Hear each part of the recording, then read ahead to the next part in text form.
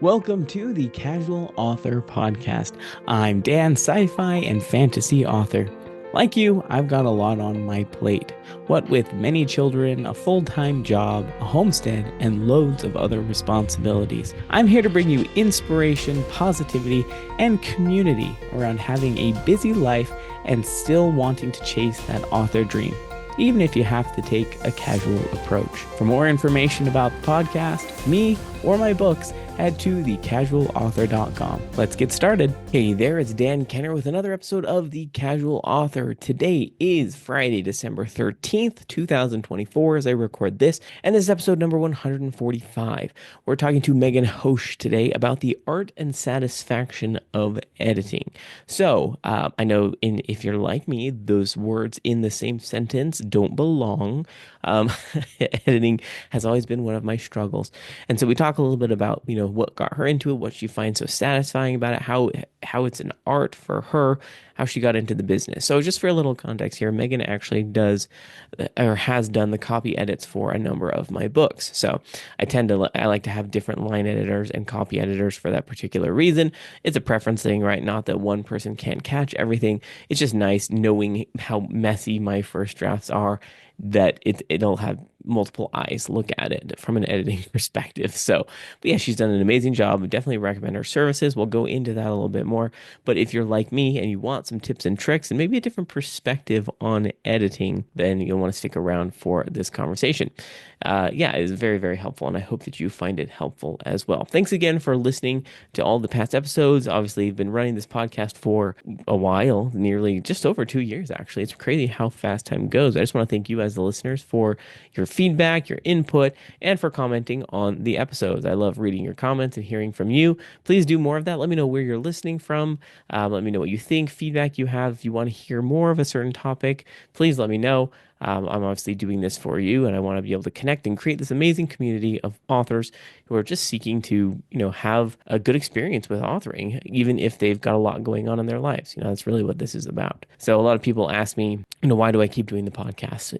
Because of all the things that I have going on, right? That's not changing. In fact, the cow starting this year definitely brought a very new element of busyness to our lives that we didn't expect. And in any given time, I could stop doing certain things like the podcast. What I found instead is that I prefer the podcast and over things like social media, which I've kind of leaned out of. Talked about this before. But really, the podcast is an opportunity to, like I said, bring a community together, help people to find that positivity in the space of being busy, having responsibilities, but also wanting to live this dream of being an author and write and share your story with other people. I think a lot of people are kind of stuck in this idea that their life gets in the way, and I don't believe that has to be the case. I think despite your life and all of the things that we have going on, we can still make it work. So that being said, thanks again for all of the comments, and I love to hear from you. I have already talked about this as part of my author updates, but in connection with the podcast, I haven't got it set up quite yet, but I'm hoping to provide some more materials around some tips and tricks, things that I've learned from a productivity standpoint, given everything that's going on with my current goals of publishing 2 books a year. It might move a little bit slower than I hope, but I do kind of have like a quick PDF of how to have the most stellar writing sessions despite being busy and potentially overwhelmed. So that's all finished up, just working through the editing parts of it now. And then, once that's finished, I will connect that to the email list that you can get at thecasualauthor.com. So if you've already signed up for that email list to get updates about the podcast, I'll make sure to send it out to you. But yeah, I'm really excited about that. Hopefully you can learn some insights from myself. I tend to think that most of my writing sessions are pretty awesome, despite things, everything going on. So just trying to pass back, share some of that insight with you. But, that kind of, might as well start with the author updates, which is a little backwards. Normally I start with the homestead updates, but I might as well stick with the author updates. So in addition to writing that how to have the most stellar writing session, I've continued to write Fairy Blooded, which is the fourth book of the Hidden Heritage series. So right now I'm at about just over 40,000 words is moving a little bit slower than I expected. And that's primarily because we've had some weird health things going on within our family, sicknesses that just kind of lingered and haven't gone away. We think that there's an underlying issue, kind of having like a health journey. I don't need to bring you along with that, but just trying to identify like what deficiencies in nutrients or, if our diet is really sustaining what we need. We eat pretty naturally, pretty healthy. That's why we have the homestead. We grow everything as much as we can on our own. We just want to make sure that we have the right nutrient diet to make sure that we're healthy. That being said, the reason that's relevant is because I haven't been getting up as early as I used to. Normally getting up at, between 4:45 and 5 in the morning is pretty easy. But man, over the last 2 weeks, it has not been easy. I've been really struggling to wake up. And when I do get up and wake up, I'm not aware. I'm not super aware to get a lot of great writing done.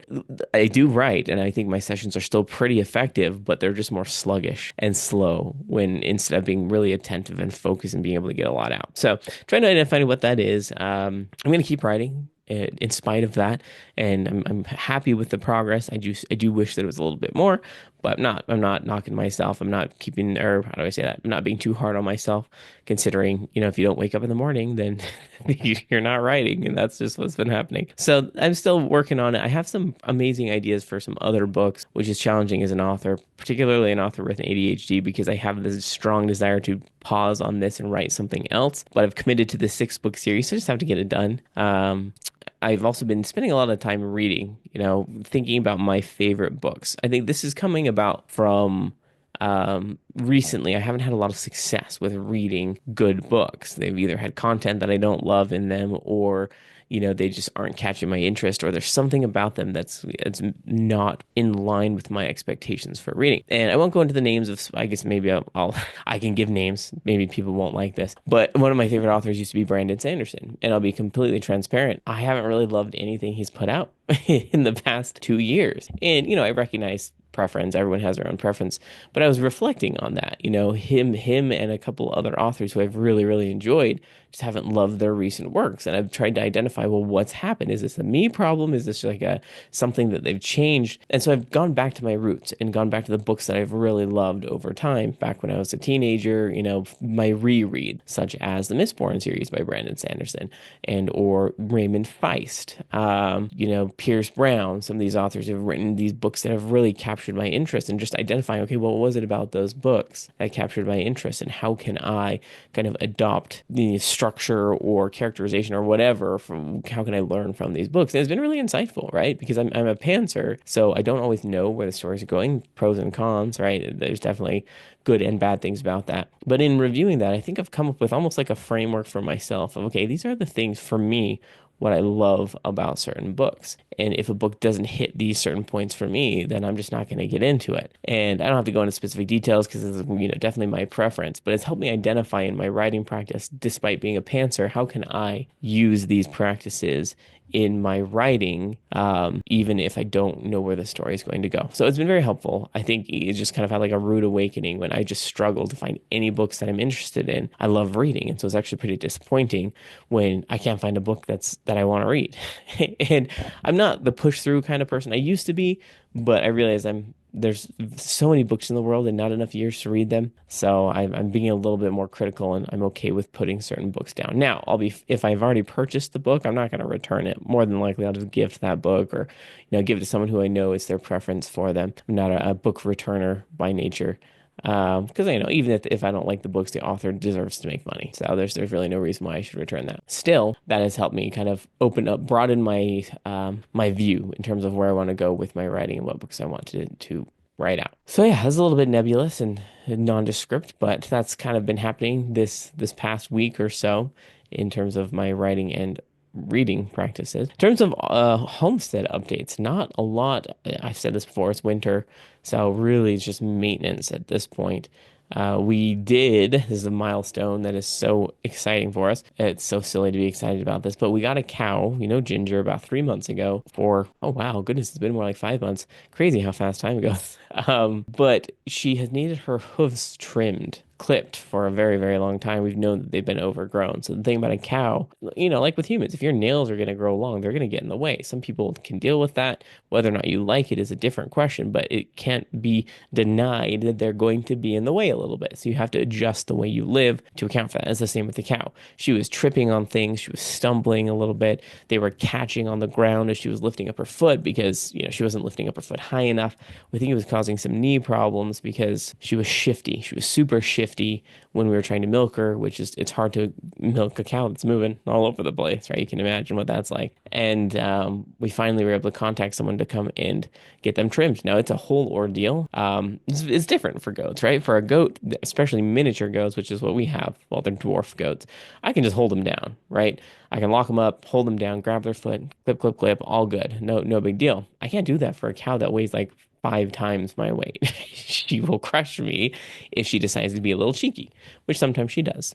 She has a personality, definitely. Anyway, these guys brought this big old machine with hydraulics, and we funnel her into this machine, and it just lifts her up so that she can't get away. They lock her feet in, and they trimmed them with a saw, this oscillating saw, and it was quite the process. But it literally took them 10 minutes. When they came and saw her feet, they were like, "It looks like she hasn't had her feet trimmed in about 3 years." So pretty crazy. Generally, you're supposed to get them trimmed every 6 months to a year.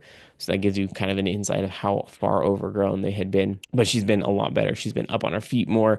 She hasn't been as lazy, probably because it doesn't hurt to stand up. And yeah, it's provided some other interesting challenges, such as now she's a little more cheeky than she used to be. Before I think she was she's older. She's 9 years old, which in cow years it's up there. She was just laying down a lot, very sluggish, very seemingly tired. Now she's very sprite. And it's tricky because she, like I said, she's moody, and we've had problems with her, pooping on the stand when we're trying to milk her, or not coming when she's supposed to. So we're dealing with that, some behavioral issues, cow behavioral issues, something that you don't think about when you get an animal. And you have to go about training her and disciplining her differently because she weighs a lot more than you. So that's fun. We won't go into the details of what that looks like. In any case, we love her. She's sweet for the most part. We're just trying to deal with all this extra energy that she now has. Good and a bad thing, to be sure. No snow yet, still, which is great. Although I think we have some coming, and we'll see how her house holds up, the new house that I built within the past couple months. Really happy that she has that shelter now. But I believe that's everything in terms of updates. A little bit random, kind of hodgepodge, but that is the way of being on a homestead. Yeah, if you have any comments or want to learn more about something, feel free to ask. If you're curious to know logistics of the goats or logistics of the cow or cats or hay moving or whatever, the homestead, just let me know. All of this stuff is pretty regular to me, so I don't think about it. As listeners, you might have some questions for me that I might not think to answer. So, but that being said, we can go ahead and shift over to the interview with Meghan.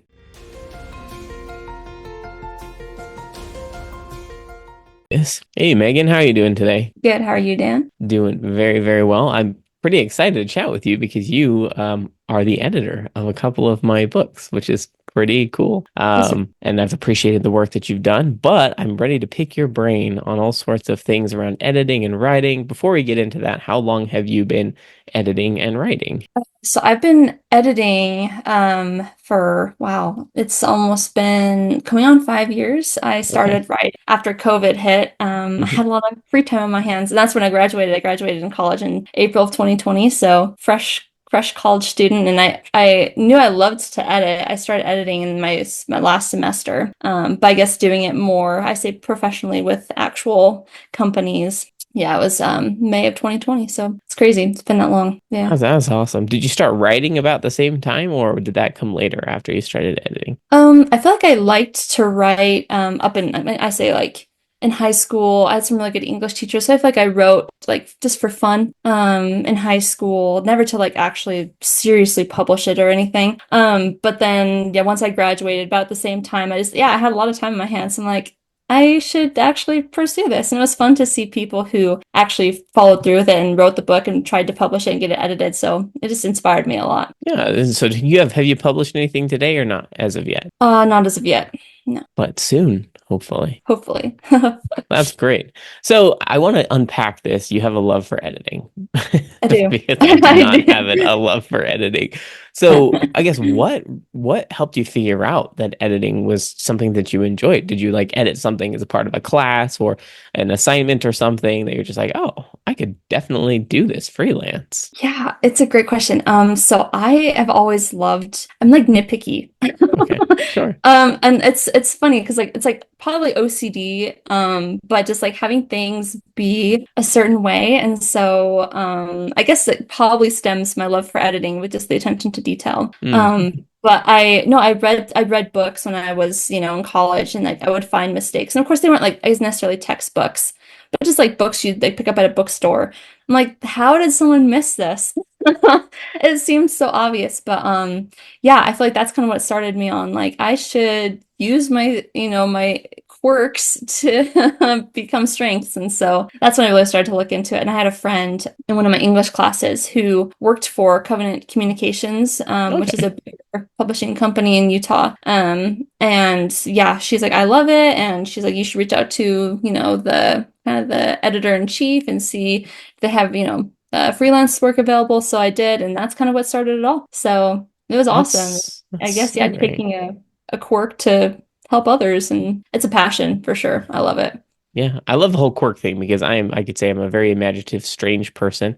My dreams compared to my wife, who's a more practical person, are quite wild. And I think a lot of authors use their quirks to write Yeah. stories. And Yeah, so might as well make something of it, right? At least that's the exactly. hope. Exactly right. But so I'm curious to know if you have any tips for authors, whether or not they like editing. Maybe they're new to writing, or maybe they've never had any experience with editing. What tips do you have when getting started with editing? That's a big question. It is a big question. I guess it depends on the level of editing that you're wanting to do. Sure. Just with like within the editing world, you have, of course, like the developmental editing, which is like kind of Mm, as a writer, that's where you start. You have to get like you put something on paper and now you send it to someone who's like, okay, make sure my ideas, all of my, my arcs, my characters, like make sure it all sounds, cohesive and makes sense. And then, of course, after that, then you send it to a line or copy editor.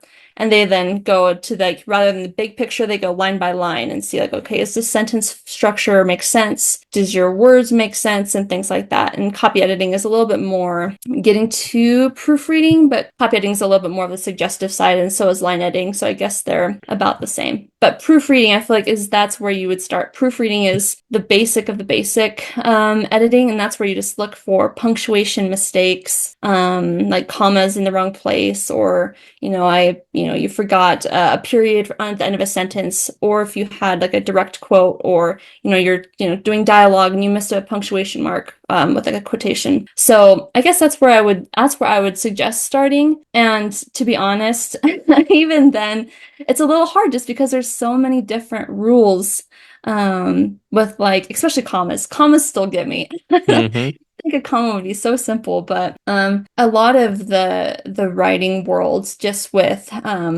novels and things like that, rather than like business textbook type stuff, is based on Chicago manual style. And so that's where I kind of started and read up on it. But yeah, it takes a little bit of just getting familiar with the basic rules, but honestly, a lot of it is author preference. Like if hmm you want a comma there and it makes sense and it sounds right, like that's up to you. The rules, to be honest, are there for your kind of guidelines, but honestly, as an author, you have the ability to choose if you want to kind of, I say, keep to the rules or have a little bit more creativity and flexibility in your writing. I find that so interesting to hear you say that because I transparently look at editing as a more rigid, like there's no question about it type of view, but it sounds like it's a Mhm. little bit more fluid, some Yeah. things might be more fluid and preferential. Maybe not everything, but Yeah, I feel like, some of things. course, you have the basics. Like, okay, you wouldn't put a question mark when it shouldn't be a question mark, but Right. like dashes or M semicolons or, dashes, yeah, all the things. ellipses, yeah, all Hmm. sorts of fun Yeah. things. So I you actually have a lot recall of, when you and sorry, I don't mean to, when you and Jana that's had okay. a debate. So Jana is who did my line edits for Ascended years ago, you Hmm. and she had a little bit of a debate on whether or not a comma should exist somewhere. And I just remember thinking, I'm so confused. I don't I understand. Like know. it was just fun to listen to It it. is it gets crazy. But like that's the fun thing about writing, I think, 'cause you do still have the creativity and the ability to make it your own, Mhm. even with editing. So do you find that your editing gets in the way of your writing, or does it not interrupt your ability to write? Oh no, it definitely does. And even reading, I Oh, it's okay. hard to turn off the editing brain. Like I'll read books and like I constantly look for errors. Um, and it's hard to I say find pleasure in it. I still do, but it's harder for me to just turn that off and just enjoy it for what it is. So yeah, it has made it a little bit more difficult to also just go like, get it done quickly. Because even if like Mhm. I try to write something, I just am like as I'm writing, editing it, like I just can't, word vomit and then go back and look at it later. It's always in my head. So yeah, it's a See, little bit. yeah, and that's just totally interesting. I mean, I love that it's the human race, everybody has different brains, different perspectives. I am Yeah. completely the opposite. It is so easy for me to turn off my brain, and that's why my first drafts are so messy because I'm just literally listening to the Yeah. story, watching it play out in my head. Hmm. But then that's where it comes back to the editing. I have a hard time switching my brain into the editing mode because Hmm. I get lost in the story so easily that I stop Right. paying attention to what sounds weird or what Hmm. might not make sense story wise because I get so enthralled, even with my own writing. Hmm. It's just like, Right. oh, that's right. I usually set my book aside for, a couple weeks, couple months, sometimes 6 months. So by the time I get back to it, I don't even remember the way the Yeah. story worked. And so I'm just like, Yeah. oh, I'm excited. I'm enjoying this. And then I read like 3 pages. I'm like, I didn't make any edits that whole time because I was not listening. I wasn't paying Yeah, attention to exactly. so it's a Yeah. different problem. I say it's a good problem because it's nice to be able to just really channel yourself into your writing because it makes it that much better, honestly. I So hope at least. yeah. Well, and that's the other thing I figure is people listening. The first bottom note I will say, always get a professional editor if you can afford it. Try to make it work. But I know 100% that my words coming out of me are nowhere near beautiful or correct, and that's why I'm like I will pay minimal to editors, if not more, to make sure that this is okay. Yeah. But yeah, I don't know how people don't get professional editors. It's Yeah. wild. That's, I guess, the beauty of my job too, is like I get to help authors make their work their best work. Mhm. And like they already think it's their best, and to just help them improve it even more just makes them feel great about it and makes me feel good about it. And I love it just because it feels so purposeful and meaningful. But yeah, it's true. Like, even if you learn to edit yourself as a writer, it's always good, I feel like, just to common practice, send it to someone else to look at, whether it's an editor, someone in your reading group, somebody just like, okay, this actually, may need a little bit of fixing just because you're getting so used to your story. If you look at a word over and over again, you're like, is that actually a word? I don't know if that happens to you. It happens to me all the time. Mhm. But just like having someone else look at it really just helps you get an outside perspective, which is always nice. Yeah, I mean, we have our own weaknesses that we're blind to some Yeah. degree, right? Because Mhm. we've seen our own writing. I don't know what I don't know, if that makes sense. It's Mhm. hard to know what I'm Yeah. missing because I just know what I look at my brain and Yep. everything. So having a second pair of eyes or a third or whatever, they're like, oh, I would never have even noticed that. So Yeah. I'm glad that you did. Oh, I get. Um, Yeah. but I will have to admit, it's kind of scary getting a It is. manuscript back from an editor. Hmm. And there's a lot of red. The page is bleeding, so to speak. So, Hmm. do you have any recommendations for how to digest edits? Being an editor Yeah. who does all of the marking and everything, Hmm. how do you recommend an author comes at it when they receive their edits back? I mean, I guess it's up to the author. I mean, if I were to get something, whenever I'd get something back, I guess from like high school to improve my edits or in college, I would just, take it one page at a time. Because I think if you look at it holistically and you're like, oh my gosh, I have so much to fix, then I think you just kind of get caught in this like frozen stage. Like, I actually don't know what to Mhm. do. So I always just take it page by page and then, after that, just go through a run through again because, of course, if there's things that are fixed on page one and maybe the same issue happens on page 63, maybe, things need to be still cohesive and you just want to make sure things are right. But yeah, I just take it page by page. And I think doing that in smaller chunks just help you process it more. And just like advice for even just editors, like just be understanding, like, and more gracious, I guess, in your edits. Like, obviously give the feedback that needs to be given, but also give them, praise for the things that are done well. Like if you like, a certain paragraph that really is, written well, or a character that's really shines, like let them know, because they do. It's often you just see the bad and you don't see the good, but there's a lot of good in the writing. So Yeah. Well, and that's particularly, I would imagine that's hard to pay attention to as an editor. Like I said, I'm not an editor unless I have to be, to look at the good because you're not there to look at the good. I mean, yeah. you can appreciate the good, but I Mhm. think some editors might forget the way it Right. might be coming across when it's just like everything's bad. Uh, I know they don't think that, Mhm. but Yeah. sometimes as an author, it can feel like I didn't do anything right in this, right? And it's Yeah. not the fault of the editor. It's just they're doing their job, Yeah. going in and correcting all of the things. Yeah. So good tip on adding the positive things. I know I appreciated your positive notes Yeah. throughout the process. So I'm curious to know as well what your preferred tools for editing are. I know there's a lot of different editing tools. And this is, I know, is very opinion based. I know there's everyone has different opinions, but for you personally, what do you like to use for editing? Just like with different, like maybe like Grammarly or anything like that. Yeah, I don't know. Do you use AI tools? Do you use like Google Sheets? Do you do things in Word, or do you have another tool that I've Okay. never heard of around Yeah. editing? So I do a lot of my editing in Word Docs Okay. or Google Docs. With Jana, she does a lot of I think it's called Scribber or something like that. I've Scrivener, maybe is Scrivener, that the yeah.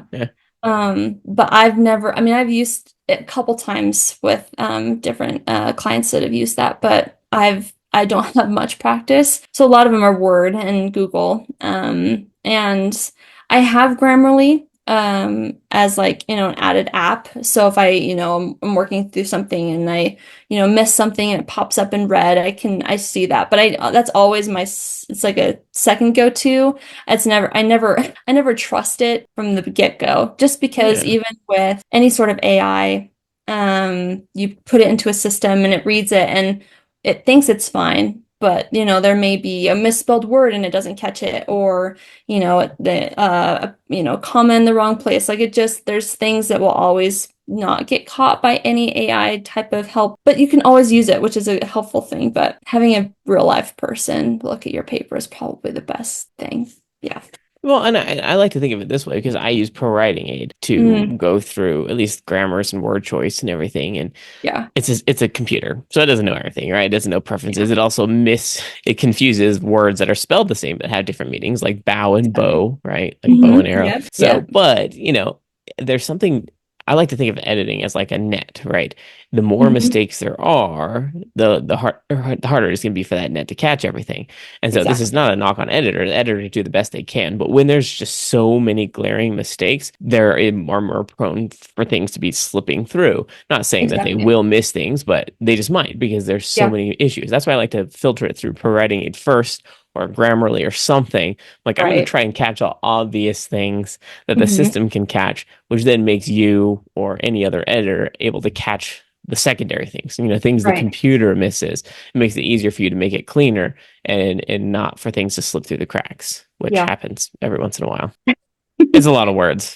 It is. There's a lot to go through, and it's always nice too to have the available time if you have an edit to go back through it again, because yeah, it's inevitable you'll miss things that you're like, I don't know why I didn't catch that before. So it's always helpful to have a second thing to go have it go through. So yeah, I agree. So I'm curious to know, and this is such an out of the box question, but because you said it's challenging to get out of the editing brain and whatnot, when you are reading a story, for editing, do you like, can you enjoy the story itself, or is it hard for you to actually enjoy what's happening because you're editing so much? Yeah, that's a good question. I feel like I can enjoy the story for what it is, even if I'm making corrections for it, because I see the effort that was put in.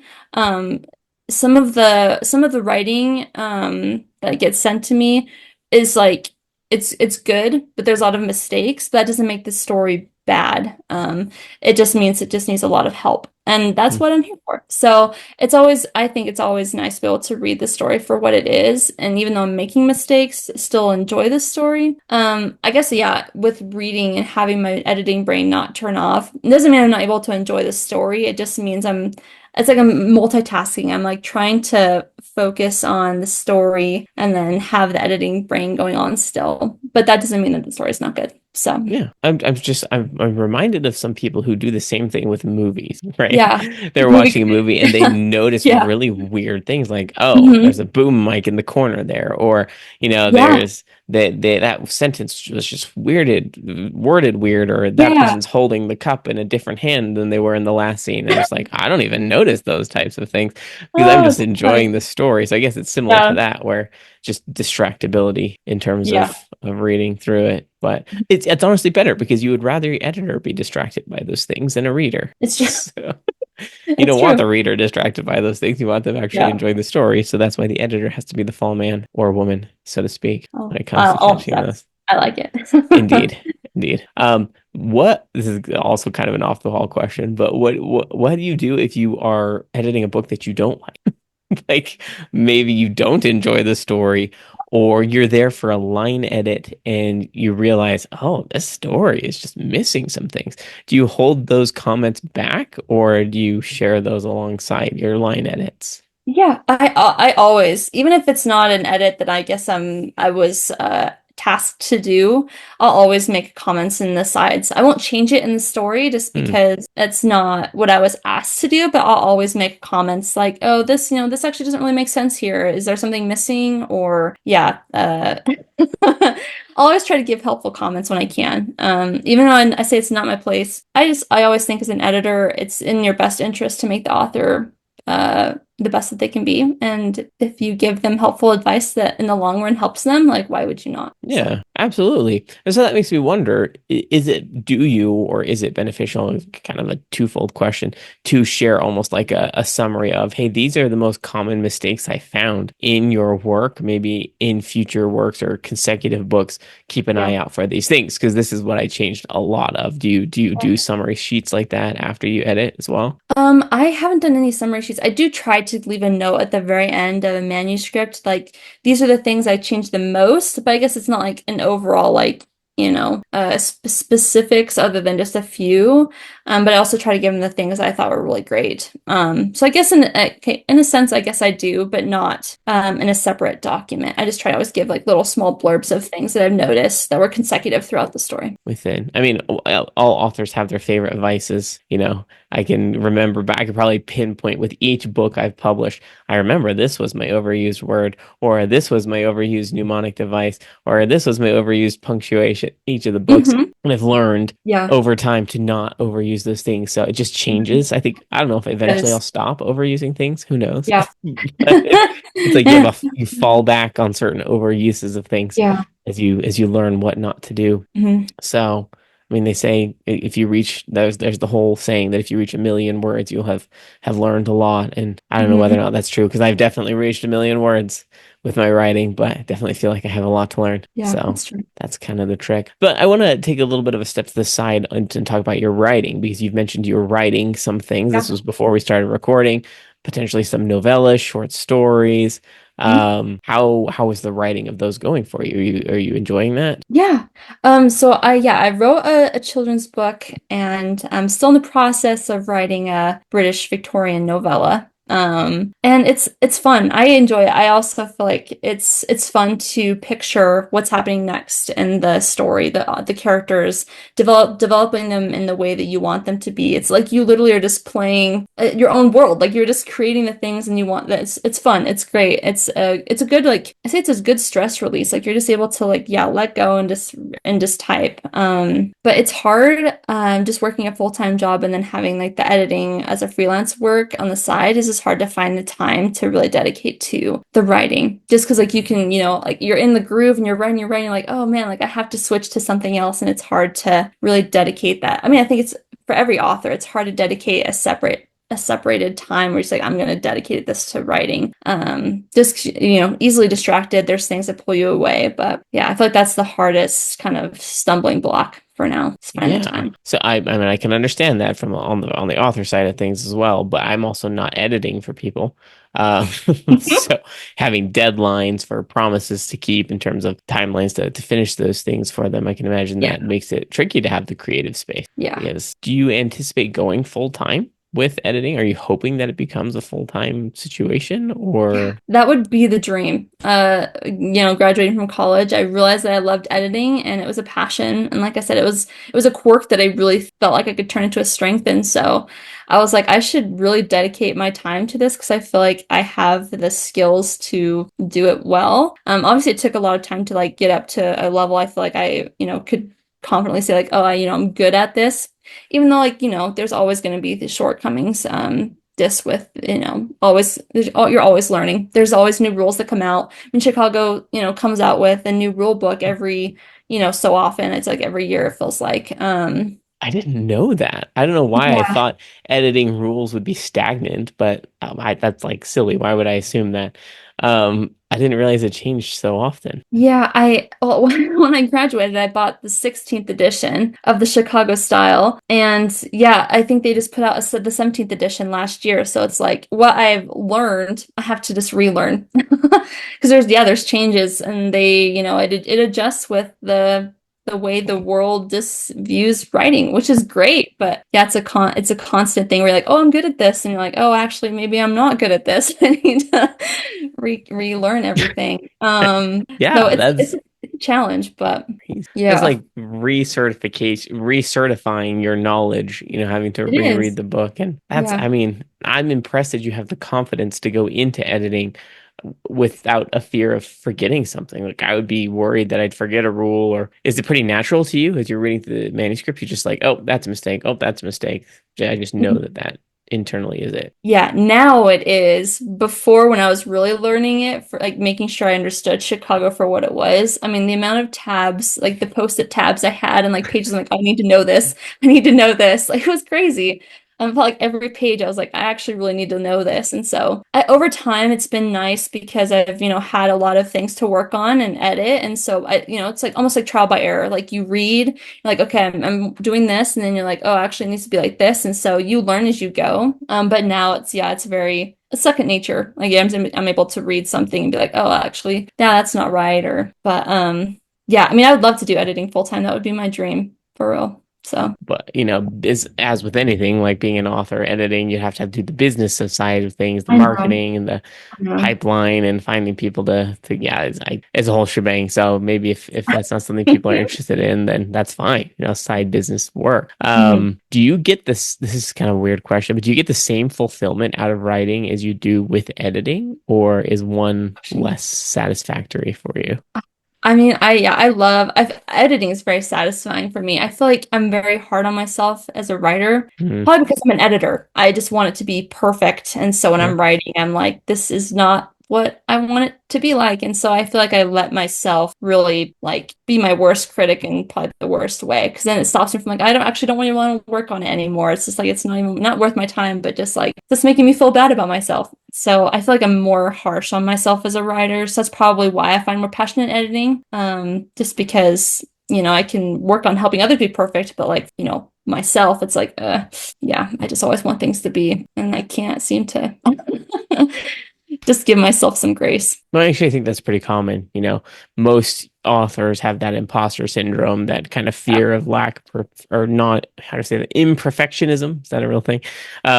So they're constantly worried, and I think that's why I've come to accept myself, and whether or not this is a good thing, as I know that my first drafts are going to be messy, and I'm okay with going back and editing it and paying someone to edit it. Once I came to terms with that fact, then I don't really care. I'm just eager to get the story out because I need to know what happens. This is me being a pantser discovery writer. I don't know how the story is going to end. I need to know. And the only way Yeah. to figure it out is to write it. But I recall, I think it was with my first book, I wasn't thinking about it too much. With my second book, I was definitely bogged down by fear of, this is because I had just been through the editing of my first book, Um, baby, right? I was mhm. like, oh, this fear of so many changes. I need to try to fix as many as I can. And the story was just all clunky for a long time. And Yeah. then there were story issues because I was worried about the mistakes, where I would much rather have fewer story issues, if none at all, and then Right. have grammar, line edit issues. And so it's easier to write now because I don't worry too much about that kind of stuff. That's And great. that works for me though. It doesn't work for everybody. That's That's great. the one thing that's a little bit tricky. But what recommendations do you have for someone who doesn't intend on becoming an editor to learn to edit their work, right? They're not going to put as much time as you have into Right. reading the 17th edition of the Chicago style or, Googling all the various rules for commas. Is there some kind of short list or short place they can look to learn some of the basics to get started with their editing? That's a great question. I mean, when I first started to, you had Chicago, but if you wanted to like look at something like, Control F and try to find it within, Mm. like you have Hmm. to have the online version, and I had like the paper, 500, 600 page book. So it's like it was harder to find things just like that. And so I used a lot of just resources online. Like if I had questions, I used Grammarly a lot, which is, I Okay. mean, I have the app, but if I just go and like, oh, like what's the difference between who and whom? Like I would Mm-hmm. just go and look, and like it was nice because there were short articles. It didn't take much, I say much brain work, but it didn't take much to like I need to know the history of editing and all that it is to understand what it was talking about. Right. So I would say I would just recommend like looking online. Obviously reliable sources like Grammarly or Purdue or some, Not university. Wikipedia. Not Wikipedia. But I mean, a lot of the times too, you look at other authors' writing that have been published, and you're like, okay, that's kind of how my sentence is structured, and that's sometimes how I've used editing too. Like, oh, Oh. that's how the sentence, like, if the punctuation is worked that way, that's how it's supposed to be. So I've used a lot of like, of my peers. I just see how they do their work, and that works for me. So I guess I'd recommend both finding good sources, whether it's, peers or online, and just looking up things that you feel like that actually really doesn't make sense to me. I just want to learn a little bit more about it. Yeah, it's a really good point to look at maybe other authors' work and Google's your best friend. Googling things to figure out. I doubt I'll ever figure out comma rules, but the best thing I can do No. is just try to put them in where it's kind of Amen. natural for me and then not worry Yeah, too much about it exactly. later. Exactly. Exactly. The other thing is, I mean, worst case scenario, if you have access to Word or you're typing it in Google, just go through their spell and grammar check. I mean, it's Huh? definitely not going to catch everything, but It's those true. little squiggles, Yep. just look through the little squiggles and Yep. be like, do I believe it? Or because sometimes it's Mhm. wrong. I will say sometimes it's wrong, but Yeah. a lot of the times it'll help you catch at least some things Yeah. Yeah. before you get to the more specific things. This is another question that I'm really curious to know what this looks like for you because I've worked with different editors. Some have been better than others. I won't name any names, but there's this element of preservation for author voice and this potential temptation to change the author's voice in favor of the editor's voice. Yeah. So, how Exactly. do you maintain that balance between maintaining the author's voice and, not replacing it with your own, That's a even if you good might question. prefer your own? Yeah. Oh, that's good. If I'm trying to change, let's say in like line editing, and like this sentence just needs a little bit of rewording, I'll oftentimes just highlight the sentence that needs to be rewritten, and I'll be like, okay, maybe perhaps word it like this. And so I give them ideas. I Mm, don't necessarily go in and change the entire sentence of maybe like a word or two, but like if I'm going to change like an entire sentence or paragraph or whatever, I always give suggestions. I never go in and change anything because honestly, as an editor, I like when authors have their own voice. It's mm, hard to get through a book that just sounds very monotone and like I'm reading a textbook. yeah. But when a book has voice, like I want to maintain that because that's what makes the story good. And that helps you Mm. be entertained, helps you stay focused. So yeah, if I'm making any sort of adjustments that would perhaps alter the author's voice in a sentence or a paragraph or wherever, yeah, I always make suggestions rather than going in and just, changing it myself. So, I have noticed that, which, by the way, thank you for that. Sometimes it sure. does make sense to reword it when you're like, you have all the right words, they're just not in the right order, Yeah. versus, hey, here's a suggestion. You've overused the word wet. I just picked a random word. Here are some alternatives for how you might Yeah. describe the similar thing or situation, right? And that's Mhm. helpful because sometimes we're not thinking about a thesaurus, we're not thinking about, looking for synonyms, antonyms for Yeah. things and changing the way we're saying things. We're just like, I'm just trying to communicate the story, and this is Right. how it comes out in my mind. So I definitely appreciate when you put that in there. And, offering it as a suggestion does, you can help shape the author to have a more sophisticated voice. I'm not saying shape them to have your voice, but Yeah. authors need that, right? If we're Yeah. writing in a bubble, we have no idea how to improve our Yeah. voice. I would recommend reading though. If you're a writer and you're not reading, you should start, right? Agreed. Because you can learn so much. Yeah. It's kind of funny. My writing sessions are very different when I'm reading different types of books because I'm just like, oh, I'm in this mindset of like this Mhm. Victorian era, Yeah. you know, past past tense version of just Mhm. description versus this Mhm. first person dystopian fast paced novel. It just kind Mhm. of, it's not like you're copying their work, but it molds your brain to think a It specific way. does. So It does. A definitely majority of recommend that. my British novella was yeah during COVID. I did a lot of chunk of it then, but yeah, I was reading a lot, and Mhm. so a lot of what I was reading is what's reflected in my writing. So Yep. I 100% agree. Yeah, but I think it's a good thing, right? Because, if you're not consuming that, you're not teaching your brain the right words and the words Yeah. usage, you're not learning those things, then how do you Mhm. write without it? Agreed. So, but yeah, definitely recommend that. Well, we Mhm. could probably talk about editing forever because there's so many nuances, Yeah. so True. much complexity with it. But before we end here, how can people find more information about you and your business if they want to work with you? Yeah, of course. I haven't gotten to the point of selling myself in the sense of my services in a website form. But feel free to reach out to me via email. It's m.e.hoesch@gmail.com. And yeah, I'd be happy to just, if you had questions, consult with you, be happy to work with you. And yeah, so that's the best way to find out more about me and what can do. So. And for the future writing, if you ever publish, do you anticipate getting on social media and working through that, or Yeah, do you? I hope to have more of a social media presence. It's always the daunting thing is like, oh, I'm going to put myself out there and like, what if no one, takes me on as a client? I was like, so Mhm. it's the step, it's the next step. I just got to Next put myself out there. So but email's perfect. Yep, that's definitely how we coordinate and everything. And Megan does very good work. Just saying, putting in a oh, plug in for thank you. Megan. I very much enjoyed working with you. I think you've only ever really copy edited and like proofread for me. That's Mhm. just because I didn't actually transparently realize you did line edits until like a month ago when you were doing it for my brother. It's like, Yeah, oh, I didn't even think about her potentially being a line editor. So maybe there will be some of that in the future, which would be great. that'd be But awesome. yeah, thank you for your time. This has been an amazing conversation. Yeah, thanks, Dan. This has been awesome. Been great to talk.